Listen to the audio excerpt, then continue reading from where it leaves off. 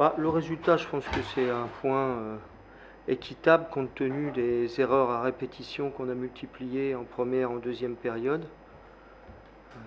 À moins que Max agrette à chaque fois tous les pénaltys, je vois pas. C'était compliqué de gagner ce match-là. On a fait trop d'erreurs.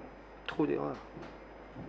Est-ce qu'elles ont une explication, ces erreurs? C'est un manque de Non, parce concentration? que on était plutôt habitué, non pas que depuis le début, mais depuis un bon niveau technique de l'équipe. Et je pense qu'on a pêché aussi à ce niveau-là. Et à chaque fois, on le répète, en Ligue 1, si vous faites erreur sur erreur, vous le payez tout de suite cash. Ou là, en Ligue 2, ça pouvait passer, où l'adversaire n'a pas les qualités pour nous faire mal à chaque fois. Là, ça pardonne pas.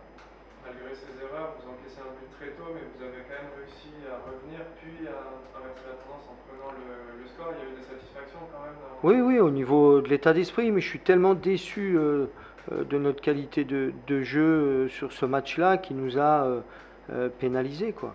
Et même si Lorient est une bonne équipe, je pense qu'on si on avait joué à notre niveau, si on avait élevé notre niveau de jeu, c'est un match qu'on aurait pu gagner. Mais là, c'était trop handicapant pour le gagner. le bilan justement avec ce match, il est un peu plus décevant forcément. Enfin, on sait que le calendrier va être un petit peu compliqué la prochaine semaine. C'est sûr que ça va être autre chose, mais on a ce qu'on mérite, hein. Je pense que lorsque vous concédez deux pénaltys, vous prenez deux buts, c'est quand même difficile, même si à la fin, les joueurs ont lutté jusqu'au bout pour inverser la tendance, mais c'est trop difficile pour remporter le match. C'est la deuxième fois que vous faites rejoindre Nice Oui. à domicile. Est-ce qu'il y a des enseignements à tirer de Non, parce que les deux, c'est quand même différent.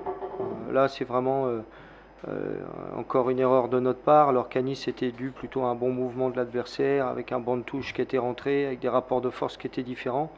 Là, je pense qu'on avait les moyens quand on a pris l'avantage, si on ne fait pas d'erreur, on avait les moyens de gagner le match. Même si Lorient mérite son point quand même.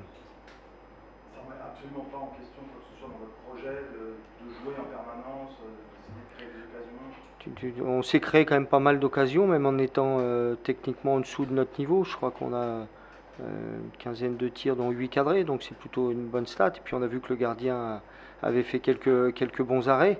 Mais il faut qu'on maintienne cet équilibre de produire du jeu, de se créer beaucoup d'occasions de but, mais aussi de ne pas en donner à l'adversaire par négligence, facilité ou manque de concentration. Je ne sais pas, c'est difficile à moi de pointer pourquoi on a eu ces pertes de balles difficiles.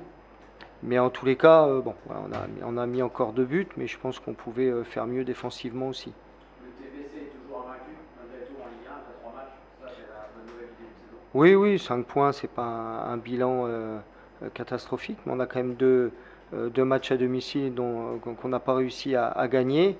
Et, notre calendrier va être plus difficile, puis on va voir ce qu'on va avoir dans le ventre contre des équipes de niveau européen. La prestation de Max, vous en avez parlé un petit peu, mais voilà, il arrête un penalty, il fait un arrêt décisif aussi juste avant le but. Ouais, Bon, il a fait un match déterminant, et s'il arrête le deuxième penalty, on le met sur la croix, puis on l'appelle Jésus-Christ, hein. Mais non, non, il a été déterminant, notamment sur notre égalisation, ce qui fait un arrêt, un grand arrêt.